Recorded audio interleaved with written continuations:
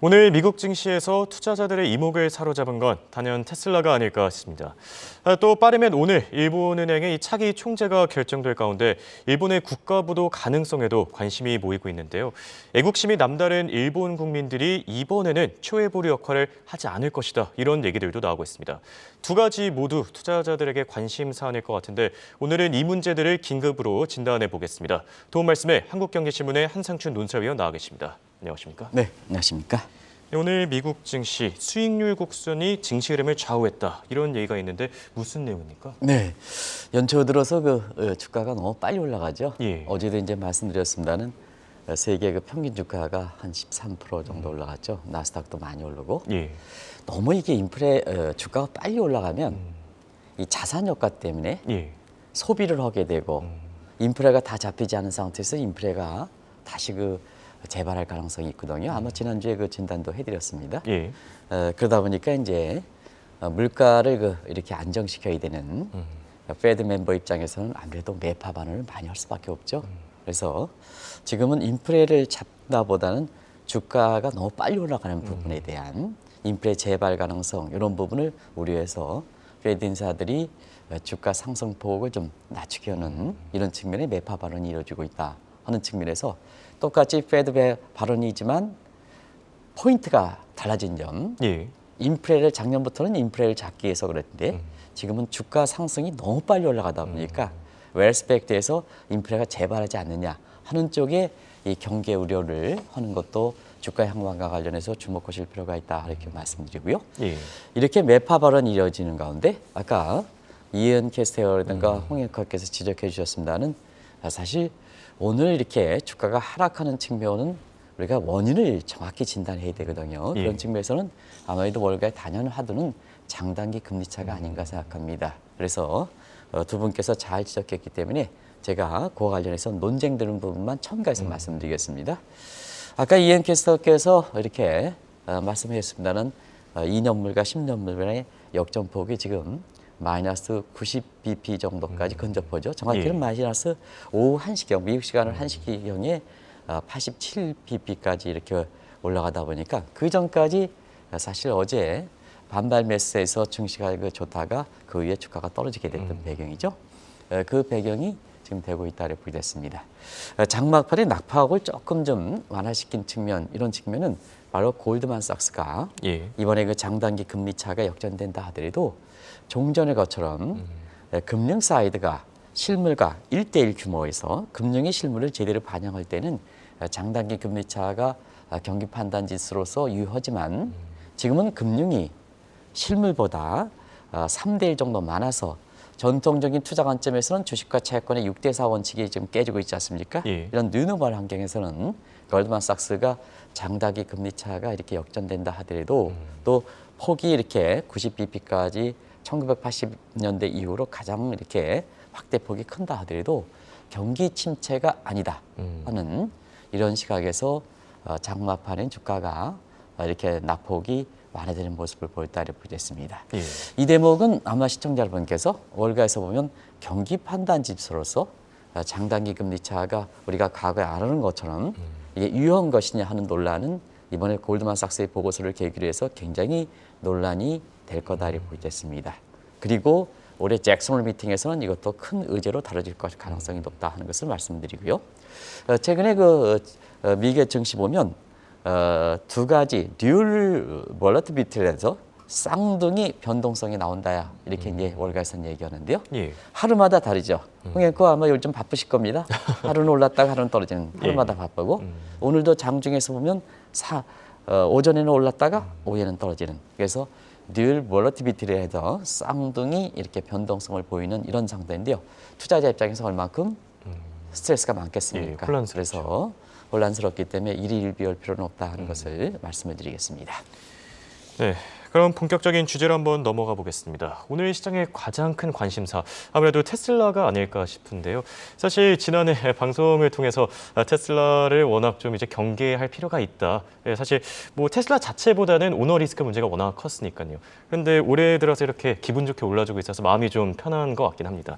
자, 어제 노랜딩이라는 신조어를 배우긴 했었는데요. 이 단어에 가장 적합한 종목, 아무래도 올해 테슬라 아니겠습니까? 네, 사실 제 얘기를 해서 제가 좀 얼굴이 뜨겁습니다는 사실 작년에 서학개미 분들한테 굉장히 좀 죄송스러운 것은 뭐 죄송스럽기보다는 미리 이 차익을 실현했으면 작년에 70%가 폭락하는 과정에서 개인들의 재산 손실을 좀 많이 그렇게 완화시킬 수 있는 그런 측면이었었는데요. 작년에 지금 지적하신 대로 테슬라 자체보다는 일론 머스크의 일탈행위, 머스크 회장의 일탈행위, 트위터라든가 뭐 주식 액면 이익의 문제다. 비트코인 가지고 실적을 잡는다든가 주주들한테 그 트위터의 인수대금을 이렇게 테슬라의 그 주주들한테 넘긴다든가 하는 비도덕적 행위 이런 것. 그리고 중국과 굉장히 바이든 정부와 시진핑 간에 중국에 이렇게 손을 들어주는 행위 이런 문제 관련해서 일론 머스크 때문에 그렇다 이렇게 말씀을 드렸었는데요. 그 과정에서 작년에 아마 테슬라에 대해서는 투자하지 맙시다. 그냥 아주 노골적으로 그랬습니다. 70% 폭락했죠. 그런 과정이 이제 하는데요. 올해 들어서는 아마 홍앵커랑 저랑 테슬라 이 문제에 대해서는 좋은 측면만 좀 말씀드리겠습니다. 아마 연체 같이 이렇게 뉘앙스적인 차양면에서 말씀드렸었는데요. 지금 상태에서 그때 당시 연초가 테슬라 주가가 $110 붕괴될 우려가 아마 그 얘기를 말씀드렸었는데요. 그 위에 물론 이제 결과론적이지만 그때 투자했다면 $110에 투자했다면 지금 오늘 $210 근접 보니까 주가의 그 상승률을 보면 70% 정도 나왔다 이렇게 보겠습니다. 결과기 때문에 시청자분의 양해를 구하고 얘기하겠습니다. 70%는 대박 수준이죠. 그렇죠. 그래서 불과 한 달 한 10일 만에 대박 수준이라 이렇게 얘기하는데요. 뭘까 하는 측면은 아까 서상현 본부장께서 마스터 플랜 3월에 발표한 마스터 플랜 이런 측면도 있긴 합니다는 가장 중요한 게 작년에 테슬라를 어렵게 했던 부분이 풀린다는 측면입니다. 그 과정에서 최근에 이현 캐스랑 홍앵커의 머스크의 얘기가 잘 안 나오죠. 거의 없었던 것 같습니다. 거의 없었죠. 그럼 주가 올라간다 이렇게 보시면 됐습니다. 이전에 시청자분께서 테슬라의 주가 관련해서 이 일론 머스크의 주둥아리 아까 뭐 홍앵커는 조동아리라 그러네. 이것만 조심하면 된다 해서 제가 이걸 그냥 시청자분한테 굉장히 아주 그 이렇게 좀 표현이 어색하겠습니다는 그걸 강조해 드렸습니다. 이것만 조심하면 된다. 주가는 올라간다. 그래서 최근에 여러 가지 개인적 범죄 서비스라든가 이런 측면에 굉장히 소송이 많이 걸려 있기 때문에 지금 일론 머스크가 등장하지 않고 있거든요. 최근에 보면은 바이든 정부와 협조 관계라든가 이런 뉘앙스도 이렇게 붙이고요. 그런 과정에서 월가에서는 테슬라 주가가 올라가는 것이 머스크의 잠적 효과다. 아주 한말로 그럽니다. 작년에 모든이 나섰던 이런 시각에서 머스크의 잠적 효과다 이런 표현을 쓰거든요. 그래서 이례적 진단이 이렇게 나오는 측면이고 그리고 또 한 가지는 작년에 중국에 친했던 부분이 작년에 제로 코로나에서 굉장히 어려웠었죠. 근데 위드 코로나니까 테슬라가 혜택을 받는 거죠. 그리고 작년에 미국의 인플레를 잡기 위해서 금리 인상했는데 여기 피벗으니까 테슬라 입장에서 숨통이 터지는 거죠. 그리고 작년에 달러 강세기 때문에 이것이 누러지니까 테슬라 입장에서는 사실 그렇다. 혜택을 받는 거다. 그리고 최근에 보면 챗 GPT라든가 이런 신기술 효과. 이게 마스터 플랜 3 서상현 본부장이 얘기했던 그것도 일맥인데요. 이와 마찬가지로 머스크가 어찌됐든 AI에 투자했던 것 이런 것에 대한 기대도 반영해서 이건 이제 후광 효과라 그러죠. 가세에서 일단은 테슬라 주가가 올해 연초 대비해서 70% 올랐는데요. 우리가 대박이라는 표현을 쓰긴 합니다는 사실 작가님께서도 우리 서영화 작가께서도 올해 연초에 대비해서는 70% 올랐지만 작년에 대비해서는 50% 정도 손실이 빚은 상태거든요. 그렇죠. 그래서 제목에서 대박이라는 표현을 쓰지만 방송에서 꼭 좀 이것 좀 강조해달라. 아직도 작년에 투자하셨던 분은 테슬라에 대해서 목말라 하고 있다 하는 것이 작가님의 꼭 시청자분한테 얘기하는 진심이다 하는 걸 말씀드리겠습니다. 그런 과정에서 우리가 앞으로 테슬라 주가는 좀 더 많이 올라가서 바람은 작년에 마음이 마음이 굉장히 손실 과정에서 마음이 아팠던 분들의 이렇게 좀 얼굴이 웃었으면 하는 바람이다. 방송하는 입장에서 바람이다 하는 걸 말씀드리겠습니다. 네, 말씀하신 대로 올해 들어서 많이 오르긴 했지만 아직 갈 길이 멀긴 하죠. 네, 그렇습니다. 올해 계속해서 좀 장밋빛 길을 걷기를 바라는 마음이고요. 자, 두 번째 주제. 빠르면 오늘 차기 일본은행 총재가 결정될 것으로 보입니다. 그런데 때맞춰 일본이 한해 예산의 약 30%를 지금 국가 부채, 이 부채 문제를 해결하는 데 써야 된다는 얘기가 나오는데 네. 어떤 부분입니까? 차기 일본행 그 총재에 대해서는 기대가 많아야 되는데요. 예. 예, 그렇다가 10년 이상 했으니까 새로운 사람이 오면 기대가 많아야 되지 않습니까? 그렇죠. 근데 벌써부터 좀비 얘기가 나온다. 좀비가 될 좀비요. 것이다. 예. 죽은 시대가 될 것이다. 왜 그러냐? 일본의 일본 정부가 예. 지금 국가 채무 문제로 인해서 한 해 예산의 30% 이상 채무 해결에만 써야 된다. 그러면 한 해 예산의 30%만 정도 쓰면 지방재정 교부금이라든가 1조로 나가는 것까지 포함하면 한 70% 정도를 이렇게 정부의 경기부양이라든가 재량적으로 쓸 수가 없습니다. 채무에 30% 쓰고 지방재정 교부금이라든가 관례적으로 나가는 거 있잖아요. 예. 여기까지 포함하면 한 해 예산의 70%를 여기서 의지와 관계없이 써야 되거든요. 그러니까 좀비가 되는 거죠. 이것이 일본의 국가 채무 문제다 이렇게 보겠습니다. 그런 과정에서 지금 일본의 국가 채무는 놀라지 마시기 바랍니다. 우리 예. 돈으로 1경 원이 넘었습니다. 1경 원. 1경 2천조 원. 홍영국께서는 지금 집에 돈이 많으신지 1경 원 얘기하니까 깜짝 놀라지 않고 있는데요. 아닙니다. 속으로 놀랐습니다. 1경 원은 굉장히 많은 숫자입니다. 예, 그렇죠. 그래서 지금 이런 상태이기 때문에 일본의 부채 해결을 위해서는 1년 예산, 한 해 예산이 아닙니다. 우리의 올해 당연히 온도만 아닙니다. 매년 예산의 30%를 퍼부어야 된다. 예. 이렇게 보시면 되겠습니다. 왜 이렇게 일본의 국가 채무가 이렇게 늘어났을까 하는 것은 시청자분 아시겠지만 잃어버린 30년 과정에서 대장성의 실수다. 재정정책을 담당하는 대장성의 실수다. 이렇게 보겠습니다. 그 내용은 이렇게 씁니다. 일본이 재정 지출하면요. 예. 경기부양 효과가 없습니다. 왜 그러냐면 일본의 국민들이 저축률이 아주 높거든요. 예, 그렇죠. 일본의 저축률이 민간 소비가 GDP 대비해서 70%를 차지하는 상태에서 저축이 딱 하면 저축의 역설 때문에 민간 소비가 늘어나지 않지 않습니까? 그걸 30%의 GDP의 룸이 있는 재정 지출 가지고 틀어막으려고 하니까 애만 쓰지. 경기부양 효과는 일본 국민의 저축이 소비로 예. 되지 않으면 경기부양 효과가 없는 거죠. 그래서 지금까지 이렇게 각종 이렇게 국가 채무가 재정 지출이 증대하는 과정에서 늘어났다 이렇게 보여졌습니다. 그러다 보니까 다른 측면에서 경기부양을 위해서 노력했죠. 그것이 1995년에 역프라자 협정에서 미국에 도움이 됐습니다. 일본의 엔화 강세가 일본의 수출이 어려우니까 루빈 독트린에서 엔화 정책 완화를 시켰거든요. 예. 루빈 독트린에서 이것이 엔달러 환율이 79에서 148엔 가정에서 엔저 정책을 하지만 이게 경기부양 효과가 나타나지 않았거든요.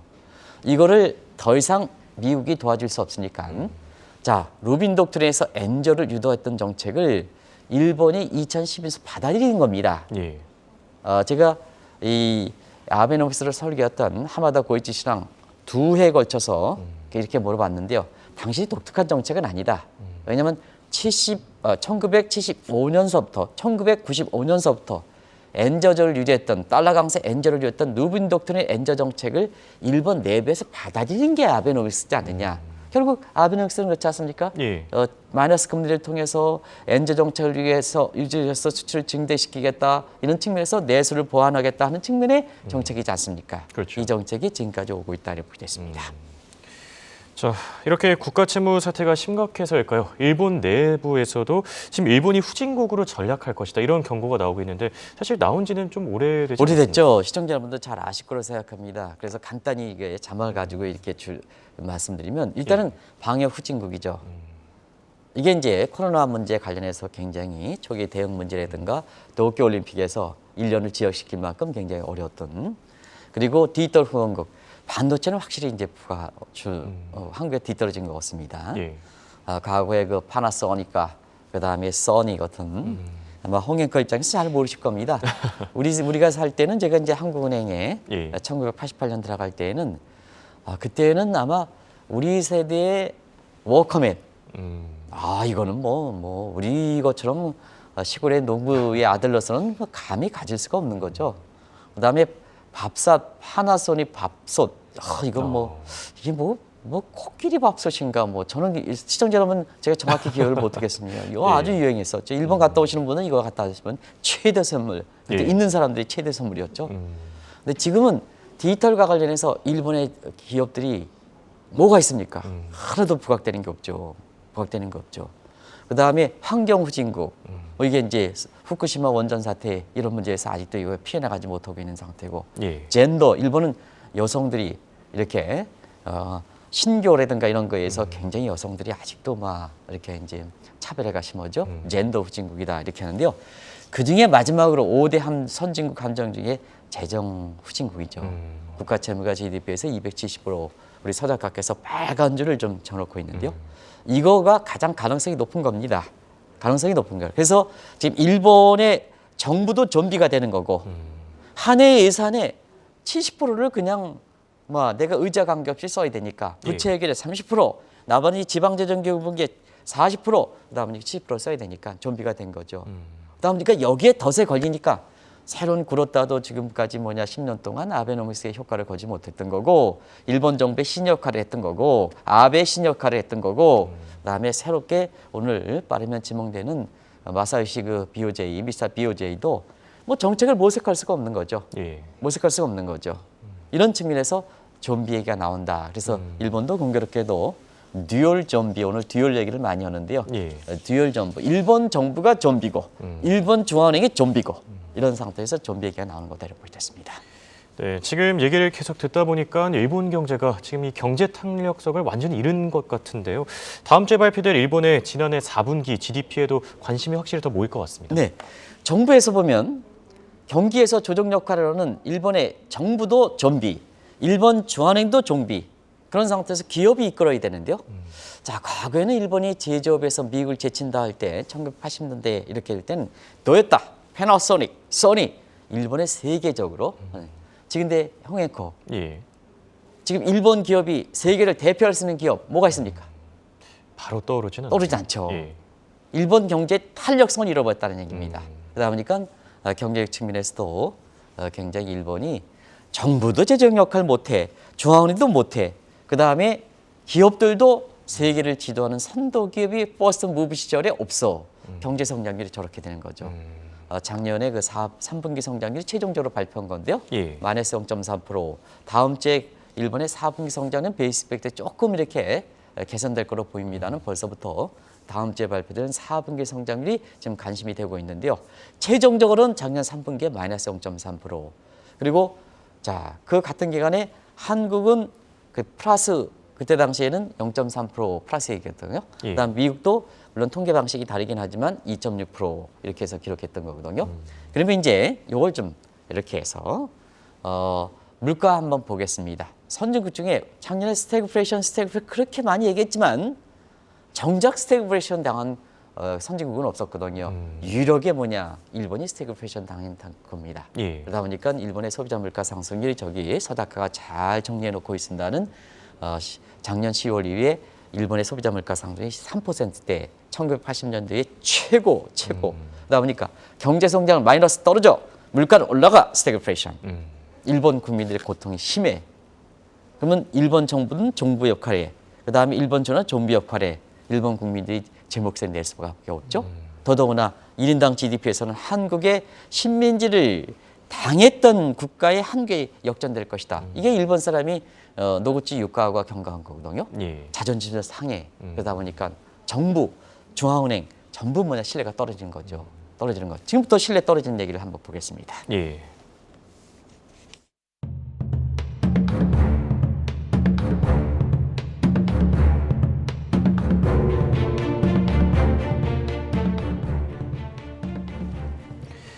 자, 사실 일본 정부도 이런 심각성을 모를 것 같지는 않습니다. 그런데 각종 노력에도 왜 리스크가 해결되지 않는 겁니까? 네, 두 가지. 위험 수위를 루비콘을 지나면 제 아무리 이렇게 노력하더라도 안 되는 겁니다. 뭐든지 때가 있다는 얘기거든요. 두 번째는 시그널 주면 그걸 만들어내는 사람은 국민들입니다. 아무리 정책 당국에서 시그널 주더라도 좋은 일도 하다. 하위 공무원이 변해서 국민들이 접촉하는 사람이 하위 공무원이거든요. 윤석열 정부도 위에 사람들이 그건 시청자분이 평가하겠습니다. 아무리 내 맞는 사람이 있어가지고는 경제 강요를 거쳐죠. 경제정책이 나옵니다. 색깔을 변화시킨. 근데 하위 공무원들이 인적 쇄신인 게 좋은 각도입니다. 그러니까 과거의 정부에서 윤석열 정부의 경제정책을 파고들 수 있는 하위 공무원의 교체가 되지 않으면 국민들이 맡아난 사람은 하위 공무원입니다. 예. 그러면 위에서 정한 얘기가 국민들이 투영하지 않는다는 얘기죠. 그와 똑같습니다. 그런 과정에서 국민의 신뢰가 중요하다는 걸 말씀드리겠습니다. 그런 장에서 일본 정부는 많이 노력했죠. 국가 채무가 좀비 우려가 이렇게 되고 비판도 있으니까. 그래서 그것이 이제 간지연 정책이다 해서 균형재정 성수 일청을 통해서 이렇게 국가 채무를 줄이고 경기 부양을 하기 위한 노력. 이것도 이제 아마 케인지안의 거시경제 이론을 한 사람은 세금을 100을 해서 지출을 100을 하면 그러면 들어올 때 100이고 나갈 때 100이면 경기 부양 효과가 적지 않느냐 하는데요. 세금은 한번 꺾여서 들어오거든요. 예. 그래서 100 들어오고 100 나가면 100만큼 경기 부양 효과가 됩니다. 이게 균형정에서 1입니다. 그런 과정에서 이게 제3의 대안으로 모색된 적이 있고요. 그다음에 아베도 일본 국민이 어려운 가운데 소비세 2차례 인색했죠. 나름대로 노력을 많이 했습니다. 그러면 기시다도 노력을 안 했느냐. 지금의 현 총리. 기시다 노력했죠. 국방비 문제를 마련하기 위해서 제3의 대안이 이렇게 했는데요.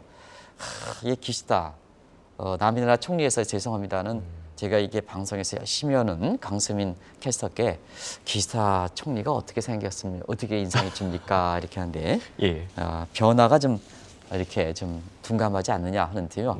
역시 재정정책 측면에서는 이렇게 국방비 증원해서 종전의 방식대로 국채 발행이다.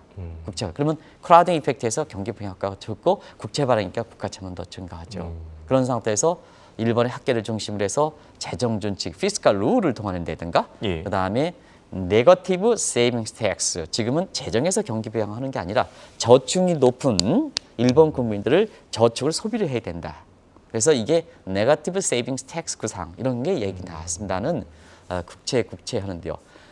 이만큼 한 번 루비콘 강을 건너면 제3의 대안이 효과가 발휘하지 못하는 게 바로 재정은 한 번 쓰면 복지 문제 연결되기 때문에 다운로드 리저트 하방 경직성을 갖고 있기 때문에 그렇다 이렇게 됐습니다. 그래서 지금은 아주 일본 정부가 이러지도 못하고 저러지도 못하는 좀비 국면으로 떨어졌다 이렇게 됐습니다. 네. 확실히 신중하게 접근해야 되지 않을까 이런 시사점을 던져주는 것 같은데요. 자, 일본은행 총재, 이 차기 총재가 오늘 빠르면 결정될 것 같습니다. 그런데 벌써부터 좀비라는 얘기가 나오네요. 네, 그렇습니다. 마사요시 이제 결국 오늘 지명될 것 같습니다. 예. 근데 이분은 이제 아시겠습니다는 구로다와 꿍짝을 해가지고 10년 동안 아베노미스를 주도했다 해서 지금 상태에서는 작년에 하루 YCC의 변동폭을 높여서 그것이 엔달러 환율을 150에서 130엔 정도 이렇게 가서 일본의 그 엔화를 추천하는 시각도 있었습니다는 근본적으로 변한 게 없을 거다 하는 걸 말씀드렸었는데요. 지금은 그런 각도로 가는 것 같습니다. 가는 것 같은데요. 지금 상태에서는 그렇지 않습니까? 일본 같은 경우에는 자 지금 상태에서 차기에 어떤 마사요시가 들어오는 어떤 사람이 들어가 변화가 좀 돼야 되는데요. 변화가 될 수 없는 게 결과적으로는 일본의 중앙은행은 일본의 아베에 많은 영향을 받았던 정부의 신역할을 많이 하는 측면이 있습니다. 일본의 좀비에서 좀비 역할을 하는 상태에서 사실 중앙 입장에서는 자 지금 상태에서 엔저 정책을 변화를 모색한다 하면 금리를 올려야 되지 않습니까? 금리를 올리면 어떻게 되겠습니까? 결과적으로 국채 이가자가 증가해서 일본이 뭐냐? 지금 가뜩이나 1년 한 해 예산에 30조를 국채 해결하기 위해서 들어가는데요. 금리를 올리면 국제 원리금 상환 부담이 더 증가해가지고 결과적으로 국가의 디폴트가 되는 거죠. 그래서 지금은 뭐냐? 차기에 마사요시가 들어오든 어떤 사람이 들어오든 일본의 그 은행이 좀비라는 얘기가 차기 일본행의 총재가 지목될 수 있는 오늘의 그런 얘기가 나오는 것도 바로 지금 뭐냐? 지금의 일본의 현실이다 이렇게 보겠습니다. 자, 이 문제를 해결하기 위해선 아무래도 일본 국민들의 의지가 참 중요할 것 같습니다. 그런데 종전과는 다르게 최후의 보루 역할을 안 할 것이다. 이런 얘기는 왜 나오는 겁니까? 네, 일본이 어려울 때마다 가장 최후의 방파적 역할을 했던 것이 사실 일본 국민들이다 이렇게 보겠습니다. 자, 우리가 보면 잃어버린 30년 과정에서 국가 채무가 270% 될 만큼 국채 발행이 진행했습니다. 근데 일본의 엔화 표시 국채 누가 사줍니까? 한국에 사줍니까? 안 사주거든요. 그러니까 일본 국민들이 사줬던 겁니다. 96%를 사줬습니다. 그럼 일본 국민들이 왜 엔화 표시 국채를 발행합니까? 사줍니까? 국채에 붙은 2표를 받기 위해서 받는 거 아니겠습니까? 이자를 받기 위해서. 그렇죠. 근데 아베노믹스 추진하고 나서 마이너스 금리를 해? 금리가 뭐냐? 국채 금리가 1% 밑으로 해 거의 뭐 2표에서 이자를 못 받았거든요.